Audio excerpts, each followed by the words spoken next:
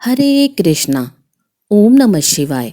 प्रिय भक्तों, स्वागत है आपका मेरे YouTube चैनल पूजा पाठ में।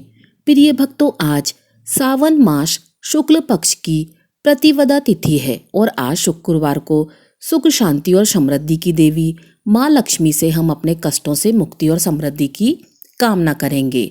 हे माँ महालक्ष्मी, आप बिल वृक्ष का रूप धारण कर शिव जी को प्रिय हुई।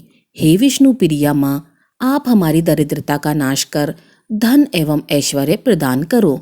हे भक्तों के भंडार भरने वाले करुणा के सागर शिव जी, हम सभी भक्तगण माँ पार्वती सहित आपको बारंबार नमस्कार करते हैं। जय माता दी।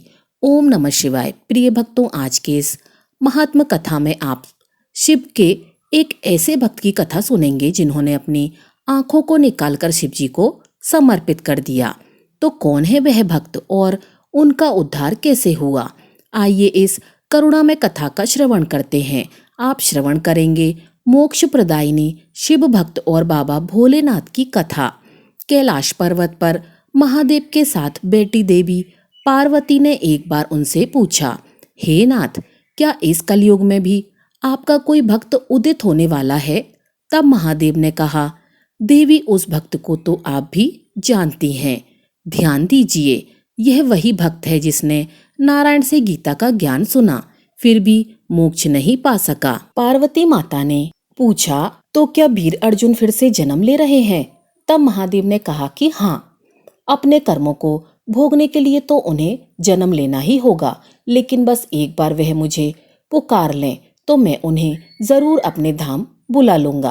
प्रिय भक्तों, द्वापर युग में जब महादेव ने पांडु पुत्र अर्जुन की परीक्षा लेकर उन्हें पाशुपतास्त्र प्रदान किया, तब अर्जुन ने उनसे प्रार्थना की कि हे भगवान, वे अगले जन्म में उनके महान भक्त बने। भगवान शंकर ने उन्हें यह आशीर्वाद दे दिया।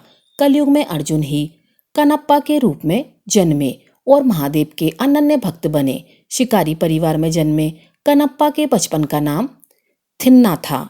वीरता उनका परिचय था। धनुष बाण उनके साथी और शिकारी ही उनका असली कर्म।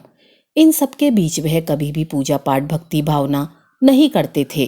खैर, कनप्पा का विवाह जिस कन्या से हुआ वह शिव भक्त थी और श्री कालहस्त तीर्थ के गुप्त वायु लिंग के दर्शन करना चाहती थी। यह तीर्थ पूर्व काल में 3 भक्तों यानी श्री यानी मकड़ी, काल यानी सर्प, हस्ती यानी हाथी की तपस्या से पवित्र हुआ था। इन तीनों ने एकात्म साधना से महादेव को प्रसन्न किया था। मकड़ी कई वर्षों तक वायुलिंग पर जाल बुनकर उसी पर लटकती रही और छांव करती रही। सर्प ने शिवलिंग के इर्द गिर्द घेरा लगा दिया। हाथी ने स्वर्णमुखी नदी में जल लाकर अभिषेक किया। शिवजी प्रसन्न हुए, इसलिए महादेव ने ही इस तीर्थ को श्री कालहस्ती नाम दिया था। एक दिन थिन्ना जब शिकार के लिए निकला तो रास्ता भटकते हुए जंगल में उसी गुप्त स्थान पर पहुंच गया जहां वह श्री कालहस्ती वायुलिंग स्थापित था। थिन्ना ने वह स्थान अपनी पत्नी को दिखाया तो उसकी खुशी का ठिकाना न रहा। वह उत्साह में बोली, अब तो हम रोज यहाँ आकर वायुलिंग की पूजा कर सकते हैं। तब थिन्ना ने कहा कि रोज यहाँ आने की क्या जरूरत है, लो मैं अभी इन्हें अपनी कुटिया में ले चलता हूँ। ऐसा कहकर जैसे ही थिन्ना ने शिवलिंग को अपनी बाहों में समेटा, तुरंत ही उसके भाव बदल गए। उन्होंने शिव को गले लगा लिया। अब वे शांत हो चुके थे, इतने कि उन्हें अपने साथ से अपनी हृदय गति, अपना रक्त प्रवाह सबको सुनाई देने लगा। संसार में आने वाली हर आवाज एक सकारात्मक बोझ में बदल गई और थिन्ना के मुख से ओम का नाद निकल पड़ा। यही वह पल था जब थिन्ना बदल गया। वह नास्तिक से आस्तिक हो गया। उसे चारों ओर शिव तत्व के दर्शन होने लगे। पेड़ों में, फूलों में, भंवरों में और नदियों में, झीलों में, हवाओं में, सब जगह शिव ही शिव। मन में इतना अनुराग जागने के बाद भी थिन्ना तो एक भील ही था। उन्होंने कभी पूजन विधि का ज्ञान नहीं लिया था। वे नहीं जानते थे कि भगवान की पूजा कैसे की जाती है, लेकिन उनमें भगवान शिव के प्रति जो श्रद्धा थी वह अलौकिक थी। वे जंगल में शिकार करते और फिर शिवलिंग की पूजा अपने ही निराले ढंग से करने लगे। कुछ इस तरह शिवलिंग की पूजा करते थे थिन्ना। थिन्ना ने पूजा की कोई पारंपरिक विधि नहीं अपनाई। उन्होंने नियम बना लिया था। वह पहले शिकार करते थे, फिर मांस को पकाते थे और उसे लेकर अपने शिव के पास में बैठ जाते और शिव जी को अपने हाथों से मांस खिलाते। एक दिन वे जंगल गए, शिकार किया उसे काट कर वे उसका मांस एक पत्तल में लेकर चले। दूसरे हाथ में उन्होंने मधुमक्खियों के छत्ते से कुछ शहद इकट्ठा किया। जल के लिए कोई उपाय ना दिखा तो उन्होंने अपने मुंह में ही जल भर लिया। वे जब सब सामान लेकर मंदिर में आए तो देखा कि शिवलिंग पर कुछ सूखे पत्ते टूटकर गिर गए हैं। उन्होंने अपने पैर से शिवलिंग के पत्ते हटाए, मुख में रखे जल से कुल्ला करके उन्होंने महादेव का अभिषेक किया। फिर उन्हें भोग के रूप में मांस और शहद अर्पित किया। हालांकि उनका यह कृत्य उचित नहीं था और वे सारी वस्तुएं भी पूजा के लिए निषेध थीं, लेकिन उनका मन पवित्र था। उन्होंने जो भी किया वह पूर्ण भक्ति भाव से किया और महादेव को केवल उसी भाव का मोह था। उन्होंने प्रसन्न मन से उनका प्रसाद स्वीकार कर लिया। अब तो यह कनप्पा का अर्थात थिन्ना का रोज का काम बन गया था। वो प्रतिदिन उसी प्रकार पैरों से शिवलिंग पर गिरे सूखे पत्ते साफ कर मुंह के कुल्ले से शिव जी का अभिषेक कर उन्हें मांस और शहद अर्पण करने लगे। जंगल में एकांत में स्थित उस मंदिर में महादेव की पूजा करने एक पुजारी जो कि बड़े ज्ञानी थे वह भी आया करते थे, जो बहुत बड़े शिव भक्त थे। कनप्पा की पूजा करने के बाद अगले दिन जब वे आए तो देखा कि पूरे मंदिर में यहाँ वहाँ मांस के टुकड़े पड़े हैं। वे बड़े दुखी हुए। तत्काल मंदिर को जल से धोकर पूजा की और स्वच्छ पुष्प चढ़ाए, किंतु अब रोज रोज उन्हें मंदिर में मांस मिलने लगा। यह देखकर एक दिन उन्होंने निश्चय किया कि वे पता करके रहेंगे कि कौन है जो रोज मंदिर को अपवित्र बना देता है। यही सोचकर वो रात को वहां रुक गए। रोज की भांति कनप्पा वहां आए। उन्होंने पैरों से पुजारी द्वारा शिवलिंग पर चढ़े पुष्प हटाए, मुंह में भरे पानी से उसने अभिषेक किया और फिर शिव जी पर मांस और शहद चढ़ाया। पुजारी मंदिर के कोने में छिपकर देख रहे थे। उन्हें यह सब देखकर बड़ा क्रोध आ रहा था। वे यह तो समझ गए थे कि कनप्पा ऐसा केवल भक्ति के कारण कर रहे हैं, जानबूझकर नहीं, किंतु फिर भी उन्हें इनका कार्य बड़ा ही दृढ़ लगा। उसी समय उनके मन में विचार आया कि मैं इतने समय से शुद्ध चीजों से महादेव की पूजा करता हूँ, फिर भी मुझे उनके दर्शन नहीं हुए। फिर भला इस दृढ़ पद्धति से पूजा करने वाले से भला महादेव कैसे प्रसन्न हो सकते हैं। वे पुजारी भी महादेव के भक्त थे। थिन्ना ने उनकी आवाज सुनी तो कहने लगा, मैं अपने प्रिय शिव को गर्मा गर्म भोजन खिला रहा हूँ, आप अनर्थ क्यों कर रहे हैं। यह सुनकर वे महर्षि जो पंडित जी हैं क्रोधित हो गए। उन्होंने थिन्ना को अपने शिष्यों से बंदी बनवा लिया, फिर उसे दंड देने का आदेश दिया। थिन्ना शिप शिप कहता रहा और सारा दर्द सहता रहा। इसी बीच एक कोड़ा थिन्ना की आंखों पर जा लगा। उसे तो कुछ नहीं हुआ, लेकिन उसने देखा कि वायुलिंग पर बने एक नेत्र से खून बहने लगा। थिन्ना ने खुद को बंधन से छुड़ाया और शिवलिंग के पास जाकर रोने लगा। उसने कहा, हे महादेव, आपकी आंख को चोट लगी है, इससे खून बह रहा है, क्या करूं क्या करूं। ऐसा बोलते हुए थिन्ना बोला, मेरी पत्नी कहती है कि भगवान अपने भक्तों की आंखों से देखते हैं, आप मेरी आंखों से देखेंगे। शिव जी। ऐसा कहते हुए थिन्ना ने तीर भोंककर अपनी दाईं आंख निकाल दी और शिवलिंग की आंख वाली जगह पर लगा दी। लेकिन तभी थिन्ना ने देखा कि दूसरी आंख से भी खून निकल रहा है। ऐसा देखकर थिन्ना ने कहा, लो भगवान, आप यह आंख भी ले लो, लेकिन रुकिए, आंख निकालते ही मुझे दिखना बंद हो जाएगा कि सही जगह पर महादेव को आंख लगाया जाए।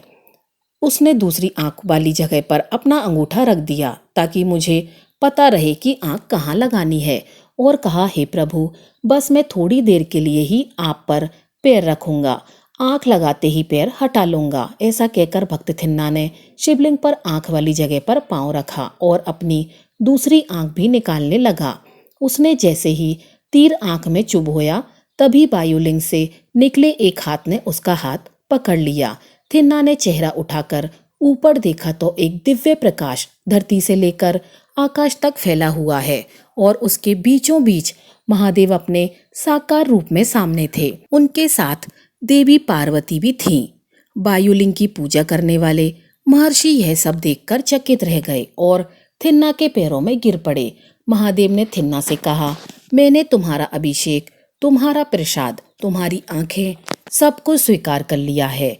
मैंने तुम्हें ही स्वीकार कर लिया है, या यूं कहो कि तुमने मुझे स्वीकार कर लिया है, अब तुम मेरे हो, मैं तुम्हारा हूँ। तुमने मुझे अपनी आंखें दान कर दी, इसीलिए आज से तुम्हारा नाम भक्त कनप्पा होगा।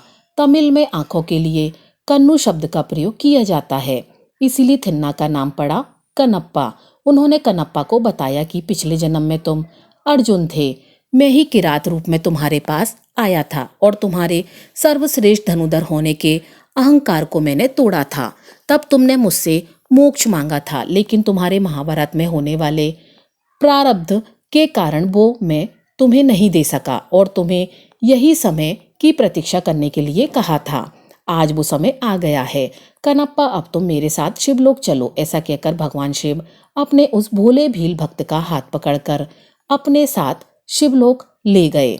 ब्राह्मण भी महादेव के चरणों में गिर पड़े। उन्होंने कहा, हे महादेव, मेरे मन में अहंकार आ गया था, मैं आपका सबसे बड़ा भक्त हूँ, लेकिन आज कनप्पा ने मेरा यह अभिमान तोड़ दिया। इसके कारण ही मुझे आज आपके दर्शनों का सौभाग्य मिला है। आज मुझे समझ में आया कि आपको केवल भाव से ही प्राप्त किया जा सकता है, किसी पूजा पद्धति से नहीं। तब महादेव ने दोनों को आशीर्वाद दिया और अंतर्ध्यान हो गए। वर्तमान में आंध्र प्रदेश के तिरुपति जिले के कालहस्ती नामक जगह पर महादेव का यही शिवलिंग श्री कालहस्ती महादेव के नाम से स्थापित है। मान्यता है कि भक्तराज कनप्पा ने इन्हीं शिवलिंग पर अपने नेत्र अर्पण किए थे। तो आप सभी भक्तगण एक बार जोर से जयकारा लगाइए। नमः पार्वती पते, हर हर महादेव, ओम नमः शिवाय। आप सभी भक्तों का बड़ा भाग्य जो आज आपको एक बार फिर से शिव चर्चा की एक सच्ची कथा सुनने का सौभाग्य प्राप्त हुआ। प्रिय भक्तों, आज मैं आपको नागिन का श्राप और एक गुरु बहना की शिव भक्ति की दुर्लभ कथा सुनाऊंगी, जिसे सुनकर आप भी भाव विभोर हो जाएंगे और शिव जी की कृपा से आपकी सभी मनोकामनाएं पूरी होंगी। तो इसीलिए कमेंट में शिव गुरु के चरणों में प्रणाम, ओम नमः शिवाय जरूर लिखें। प्रिय गुरु बहनों, एक गांव के बाहर एक भव्य और विशाल शिव मंदिर स्थित था। उस मंदिर में प्रतिदिन शिव चर्चा, भजन पूजन और भगवान की कथाएं होती थीं। श्रद्धालु भक्त, शिष्य शिष्याएं, गुरु भाई, गुरु बहन तथा सभी वहां पर एकत्रित होते और बड़े प्रेम से भगवान शिव का गुणगान करते। एक दिन की बात है, मंदिर में जब शिव चर्चा चल रही थी तो उसी समय एक जंगल से नाग और नागिन का जोड़ा भ्रमण करते हुए वहां आ पहुंचे। जब उनके कानों में भगवान शिव की चर्चा सुनाई दी तो वे मंत्रमुग्ध हो गए। वे वहीं रुककर भक्ति भाव से शिव चर्चा सुनने लगे।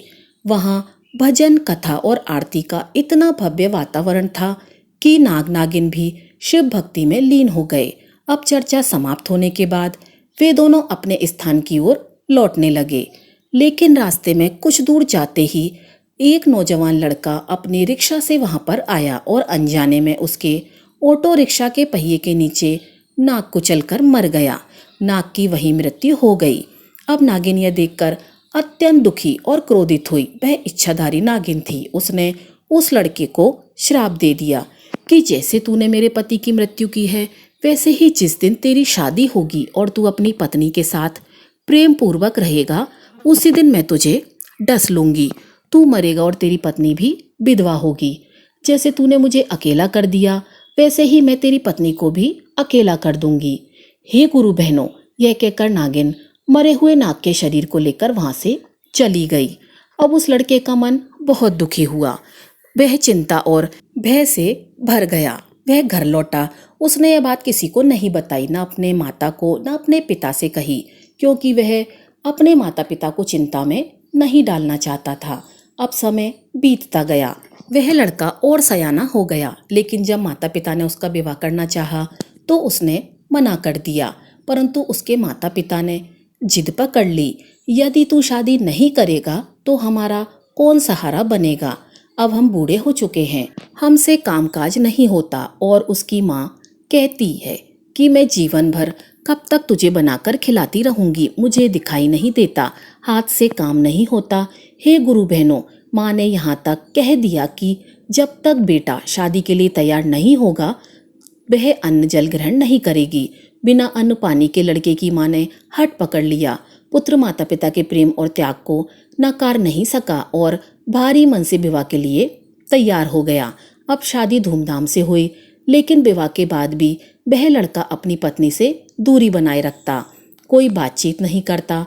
पत्नी ने देखा कि वह सबके साथ बात करते हैं लेकिन उसके साथ बात नहीं करता। वह बड़ी दुखी हुई। मन ही मन उसने कई बार सोचा कि क्या मैं उन्हें पसंद नहीं हूँ, क्या किसी और से वे प्रेम करते हैं, क्या मुझ में कोई कमी है। ऐसे ही करते करते 15 से 12 दिन बीत गए। बेचारी नई बहू घर में परेशान रहती।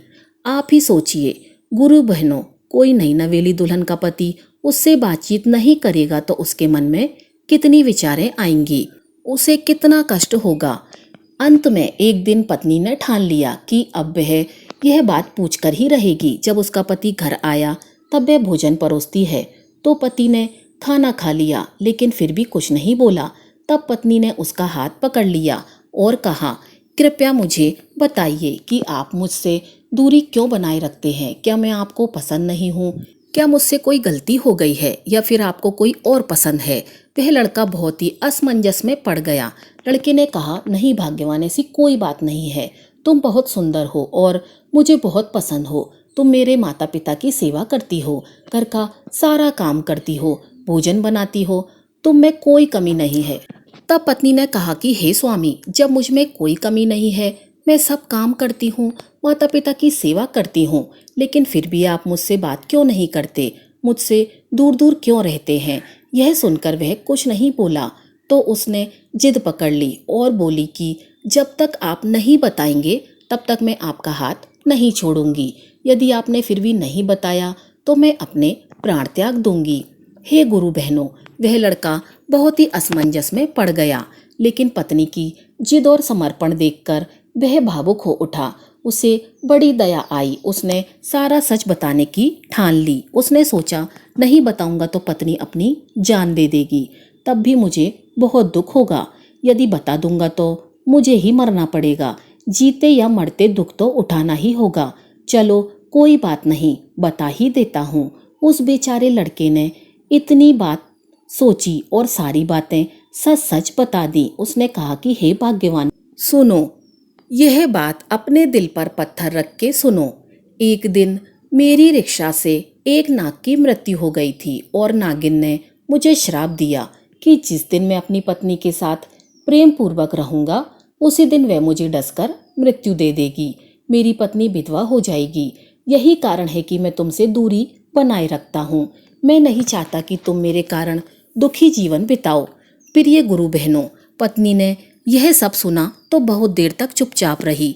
बेचारी कुछ नहीं बोली। फिर अचानक वह बोल पड़ी, अब यह मेरा ही जीवन है, मैं इस समस्या का हल ढूंढूंगी। अब अगली सुबह उसके गांव में शिव चर्चा थी। उसने सासू माँ से पूछा कि मैं शिव चर्चा में जा सकती हूँ। सासू माँ ने कहा, तुम जा सकती हो। पूरे दिन शिव चर्चा में बिताकर वह शाम के समय घर लौट आई और अपने सास ससुर के लिए प्रेम पूर्वक खाना बनाया, सबको खिलाया। सास ससुर के हाथ पांव दबाकर अपने कमरे में सोने चली गई। अगली सुबह उसने अपने घर के दोनों दरवाजों पर 2 बर्तनों में दूध रखा, उनमें नमक मिला दिया। उसी दिन रात में वह अपने पति से प्रेम पूर्वक बातें करने लगी और बोली, हे स्वामी, आज मेरी इच्छा है कि आज मैं आपके पांव को दबाऊं। अपनी पत्नी के प्रेम पूर्वक बातों को सुनकर उस लड़के को दया आ गई। वह अपनी पत्नी के कमरे में चला गया और दोनों ने प्रेम पूर्वक बातें की और वह लड़की अपना पति धर्म निभाते हुए उसके चरणों को दबाने लगी। उधर नागिन को यह बात पता चल गई कि वह लड़का अब अपनी पत्नी के साथ रह रहा है। वह क्रोध से जल उठी, तुरंत जंगल से उस घर की ओर चली। अब जब वह उस घर के करीब पहुंची तो दरवाजे पर उसने दूध देखा और वह थकी और भूखी होने के कारण पहले दूध पीने का निश्चय लेती है। अब नागिन दूध पीने लगी, लेकिन दूध में नमक था। जैसे ही उसने नमक युक्त दूध पिया, उसे याद आ गया कि मैंने तो इस घर का नमक खा लिया, अब मैं इसके मालिक को कैसे डस सकूंगी। यह तो नमक हरामी होगी। और शिव चर्चा में तो मैंने भी सुना था कि नमक हरामी करने से व्यक्ति नरक में जाता है और जो उसके कर्ज को अदा करता है वह शिवधाम को प्राप्त होता है। तभी वह अंदर गई और देखा कि लड़की बड़ी श्रद्धा से अपने पति की सेवा कर रही है। नागिन को उस नई नवेली दुल्हन पर दया आ गई। उसने कहा, हे कन्या, तू बड़ी चतुर और धर्मपरायण है। तूने नमक खिलाकर मुझसे अपने पति की जान बचा ली। अब मैं तुझे श्राप नहीं दूंगी बल्कि आशीर्वाद देती हूँ। तू सदा सुहागिन रहे। तुझे मन चाहे गुणवान पुत्र और पुत्री की प्राप्ति हो। तेरे घर में धन्य धान की वृद्धि हो। प्रिय माताओं, गुरु बहनों, यह कहकर नागिन वहां से लौट गई। पत्नी ने अपने पति को यह बताया और पति उसकी बुद्धिमत्ता से बहुत ही प्रसन्न हुआ। अब उसके सास ससुर भी बड़े ही खुश हुए और बोले, वाकई में बहू तो बड़ी ही भाग्यशाली और बुद्धिमान निकली। उसने पूरे परिवार की रक्षा की। इसके बाद सास ससुर ने पूछा कि हे बहू, तुम्हारे मन में यह विचार कैसे आया? उसने कहा कि हे बाबूजी, हे अम्मा जी, शिव चर्चा में मैंने इन सब बातों को ध्यान से सुना था और सीखा था। यही सब बातें, यही कथा कहानियाँ आज मेरे काम आई हैं। सासू माँ, आज गांव में शिव चर्चा है, आप शिव चर्चा सुनने जाइए। तो बहू की बातें सुनकर सास कहने लगी, बहू कल अपने घर खुद शिव चर्चा करवाऊंगी और शिव गुरु की महिमा का गान करूंगी। अब उसके घर शिव अगले दिन शिव चर्चा का कार्यक्रम आयोजित किया गया। नगर से बहुत सारे लोग शिव चर्चा सुनने आए। जब नगर के सभी लोगों ने बहू के बारे में यह सारी बातें सुनी, उसकी सास ने शिव चर्चा में शिव जी के गुणों का गान किया और नागिन की घटना बताई। तो वहां बैठे कितने ही माताओं की आंखों में आंसू आ गए। सबने शिव गुरु का जोर से जयकारा लगाया और बोले, नमः पार्वती पतये, हर हर महादेव, जय भोलेनाथ, शिव गुरु भगवान की जय।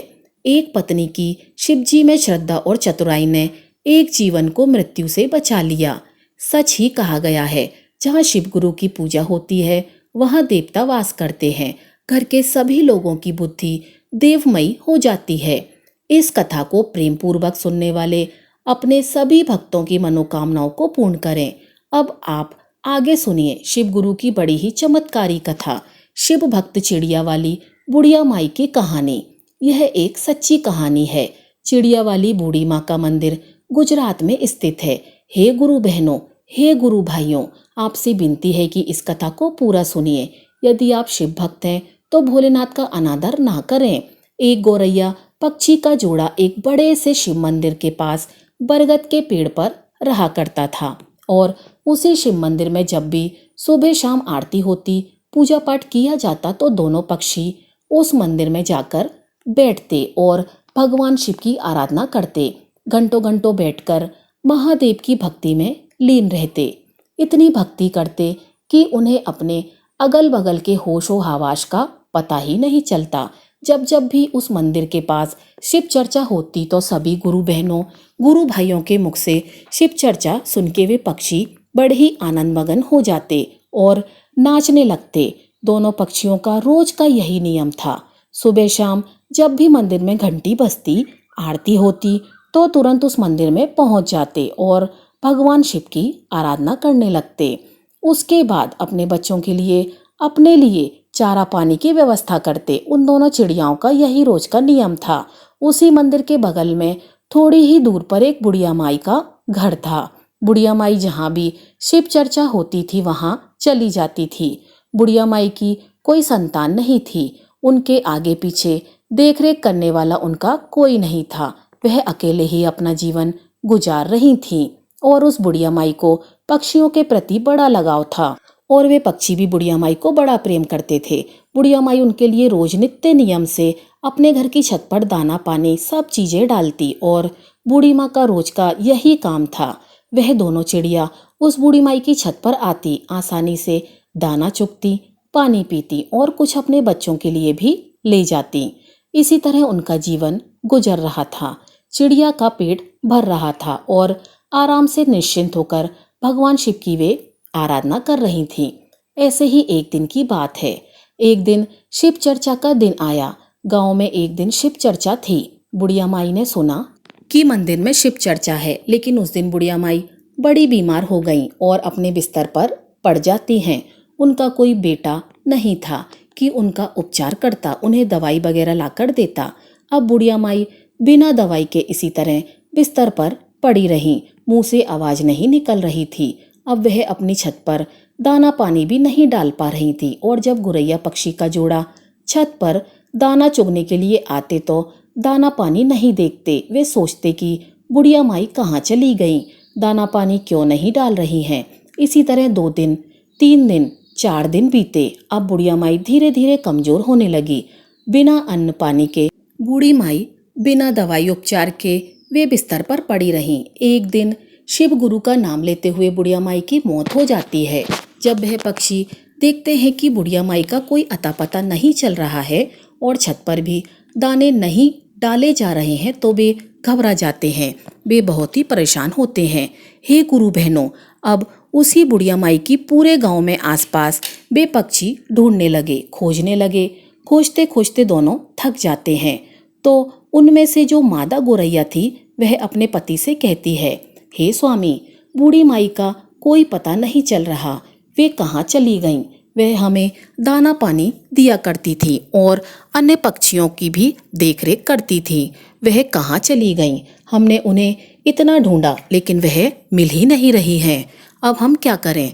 उस गोरैया का पति कहता है कि हे प्रिय, हमने हर जगह माई को तलाश किया, बुढ़िया माई कहीं नहीं मिली। एक जगह हमने उन्हें नहीं देखा, उनके खुद के घर में। हमें उनके घर के अंदर जाकर देखना चाहिए, कहीं वह बीमार तो नहीं। अब वह कहने के बाद गुरैया पक्षी का जोड़ा बुढ़िया माई के घर चले जाते हैं और जब वह खिड़की से अंदर जाकर देखते हैं तो बुढ़िया माई अपने बिस्तर पर लेटी हैं। उनके शरीर में कोई हलचल नहीं, उनके चेहरे पर, उनके बदन पर मक्खियां भिनभिना रही थीं। वह पक्षी अपने पंखों को फड़फड़ाकर उन मक्खियों को हटाते हैं, बुढ़िया माई को जगाने की कोशिश करते हैं। लेकिन हे गुरु बहनों, बुढ़िया माई जीवित होती तब तो उठती, लेकिन उनके शरीर में कोई हलचल नहीं। अब गोरैया का पति कहता है, प्रिय, बुढ़िया माई अब इस दुनिया में नहीं रही, उनकी मृत्यु हो चुकी है। यह देखने के बाद दोनों पक्षी बड़े ही निराश, बड़े ही उदास होते हैं। उन्हें बड़ा ही दुख होता है। अब उन्हें दाना चुगने के लिए दूर दूर जाना पड़ता। इसी तरह शाम हो जाती है। शाम को जब मंदिर का घंटा बजता है, भगवान शिव की आरती होने लगती है तो दोनों पक्षी उस मंदिर में पहुंचते हैं और एक पैर पर खड़े होकर भगवान शिव की भक्ति करने लगते हैं, उनके नाम का जाप करने लगते हैं। 1 घंटा बीतता है, 2 घंटे बीतते हैं। इसी तरह करते करते लंबा समय बीत जाता है। बिना खाए पिए लगातार दोनों पक्षी महादेव की भक्ति करते रहते हैं। ऐसे करते करते पूरा सावन का महीना बीत गया, लेकिन वे पक्षी महादेव की भक्ति से नहीं हटे। वे महादेव की भक्ति करते रहे। उनकी ऐसी भक्ति को देखकर महादेव भोलेनाथ प्रसन्न हो जाते हैं और उन पक्षियों को दर्शन देते हैं। कहते हैं, हे गोरैया, तुम्हें क्या चाहिए? तुम जो मांगोगे मैं तुम्हें दूंगा। मैं तुम्हारी इस अखंड भक्ति से बड़ा ही प्रसन्न हूँ। छोटी सी जान होते हुए भी तुमने अपनी औकात से बाहर, अपनी क्षमता से बाहर भक्ति की है, इसीलिए मैं बहुत ज़्यादा प्रसन्न हूँ। तुम जो मांगोगे मैं तुम्हें दूंगा। तब गोरैया ने कहा, हे प्रभु, हमें कुछ नहीं चाहिए, हमें बस एक ही चीज चाहिए। आप हमारी बूढ़ी माई को, उस पुण्य आत्मा को फिर से लौटा दीजिए, उन्हें जीवित कर दीजिए, बस हमें यही चाहिए। भोलेनाथ ने कहा, यह तो संसार का नियम है, जो मर जाता है वह कैसे जीवित हो सकता है? मैं सृष्टि के काल चक्र में बाधा नहीं बन सकता हूँ, तुम और कुछ मांग लो। तब चिड़ियाओं ने कहा, नहीं भोलेनाथ, हमें और कुछ नहीं चाहिए, हमें बस हमारी बूढ़ी माता चाहिए और कुछ नहीं, आप वही हमें वापस कर दीजिए। तब भोलेनाथ ने कहा, हे पक्षियों, अब वह बूढ़ी माई का शरीर गल चुका है, उसमें से कीड़े निकलने लगे हैं, उनका शरीर छत बिछत हो गया है, मैं उन्हें कैसे जीवित कर सकता हूँ? उनका शरीर ठीक ही नहीं रहा तो मैं उसमें प्राण कैसे दे सकता हूँ? तब दोनों पक्षी, दोनों पति पत्नी हट करने लगे, कहने लगे, हे प्रभु, आपने हमें वचन दिया था कि तुम जो मांगोगे मैं तुम्हें दूंगा। प्रभु, आज आप वचन से पीछे मत हटिए। हे भोलेनाथ, आप अपने वचन से फिर नहीं सकते। तब महादेव ने कहा, हे पक्षियों, तुम्हारी हट के आगे और मेरे वचन के आगे मैं विवश हूँ। अब इस प्रकार भोलेनाथ ने उस बुढ़िया माई के छत विछत शरीर को सही किया और फिर उसमें प्राण फूंक दिए। अब इस प्रकार वह बुढ़िया माई फिर से जीवित हो गई। अपने सामने भगवान भोलेनाथ को देखकर बुढ़िया माई भाव विभोर हो जाती है, बड़े ही प्रसन्न होती है। कहती है, हे प्रभु, जन्मों जन्म के दुख, जन्मों जन्म के पाप आपके दर्शन मात्र से कट गए। आपने मुझे दर्शन दिए। हे प्रभु, मैंने ऐसा क्या पुण्य किया था कि आपने मुझे जीवित किया है। तब भगवान शिव जी ने कहा कि हे बुढ़िया माई, मैंने तुम्हारी शिव चर्चा सुनने और शिव चर्चा करने और इन दोनों पक्षियों के कारण जीवित किया है। उन दोनों पक्षियों ने मेरी निराधार भक्ति की है। दिन रात बिना अन्न पानी ग्रहण किए मेरी पूजा एक पैर पर खड़ी होकर की है। इसी कारण मैंने उन्हें आशीर्वाद दिया है और उन्हीं की वजह से आज तुम जीवित हो। और वे पक्षी कोई और नहीं, वे गोरैया के दोनों जोड़े हैं जो तुम्हारी छत पर रोजाना दाने चुगने आते हैं। उसी ने यह भक्ति की है। अब उस बुढ़िया माई ने शिव जी को दंडवत प्रणाम किया और इतना कहकर भोलेनाथ वहां से अंतर्ध्यान हो गए। बूढ़ी माँ फिर से अपनी छत पर दाना पानी डालने लगी और जहाँ भी शिव चर्चा होती वे शिव चर्चा सुनने के लिए चली जाती। वह गोरैया पक्षी का जोड़ा उस माँ की छत पर आता जाता, पानी पीता, दाना चुगता। तब उस माँ ने उन पक्षियों से कहा कि हे पक्षियों, तुमने मुझे जीवन दान दिया है। भगवान भोलेनाथ की आराधना की और अपने लिए ना मांगकर मेरे लिए मांगा है। पक्षियों, मैं चाहती हूँ कि तुम मेरे घर पर ही वास करो और नित्य प्रति मेरी आंखों के सामने रहो।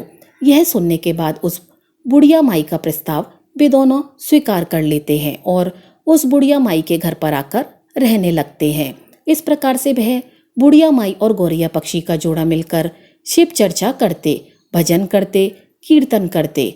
उस बुढ़िया माई की चर्चा पूरे गांव-गांव में फैलने लगी, दूर दराज क्षेत्र में फैलने लगी कि एक बुढ़िया माई है जो मरकर भी जीवित हो गई, उसमें भोलेनाथ की शक्ति आ गई है। अब इसी तरह बुढ़िया माई के पास धीरे धीरे करके वह लोग जिनको दुख रोग होता था वे आते रहे और उनका कारण बताते रहे। अब बुढ़िया माई भगवान भोलेनाथ का नाम लेकर पूजा पाठ करके शिव चर्चा करने को कहती। इस तरह सभी लोग बुढ़िया माई की बातों से प्रेरित होकर शिव चर्चा करने लगे और उनके दुख दूर हो जाया करते। धीरे धीरे उस बुढ़िया माई की ख्याति दूर दूर तक फैलने लगी। दूर दूर से लोग उस बुढ़िया माई के पास अपना इलाज कराने के लिए, अपनी तकलीफों को दूर करने के लिए आया करते थे। अब इसी प्रकार बहुत दिन हो जाते हैं और वह बुढ़िया माई जीवित ही उसी स्थान पर, उसी घर पर समाधि ले लेती है और आज उसी समाधि स्थल पर उस बुढ़िया माई का एक भव्य मंदिर है जो गुजरात में स्थित है, जो चिड़िया वाली बूढ़ी माई के नाम से प्रसिद्ध है। उस मंदिर पर गौरैया पक्षी का जोड़ा हमेशा देखने को मिलता है। प्रिय भक्तों, उस मंदिर की बहुत दूर दूर तक ख्याति है। लोग कहते हैं कि कोई भी शारीरिक कष्ट रहता है तो वह वहां जाकर भक्ति करता है और पूजा पाठ करता है तो उसके सभी तकलीफ और रोग दूर हो जाते हैं। प्रिय भक्तों, एक गौरैया पक्षी ने उस बुढ़िया माई को कैसे अपनी अखंड भक्ति से जीवित कर दिया। भोलेनाथ की कृपा, शिव चर्चा के फल से वह बूढ़ी माँ जीवित हो गई, लोक कल्याण करने लगी। तो हे गुरु बहनों, हे गुरु भाइयों, यह कथा हमें सिखाती है कि सच्ची भक्ति कभी व्यर्थ नहीं जाती। सेवा, प्रेम और समर्पण से महादेव को भी विवश किया जा सकता है। तो प्रेम से बोलिए ओम नमः शिवाय। तो प्रिय भक्तों, यह थी हमारी आज की कथा। अगर आपको कथा अच्छी लगी हो तो वीडियो को लाइक कीजिएगा और चैनल को सब्सक्राइब कीजिएगा। आपका दिन शुभ हो।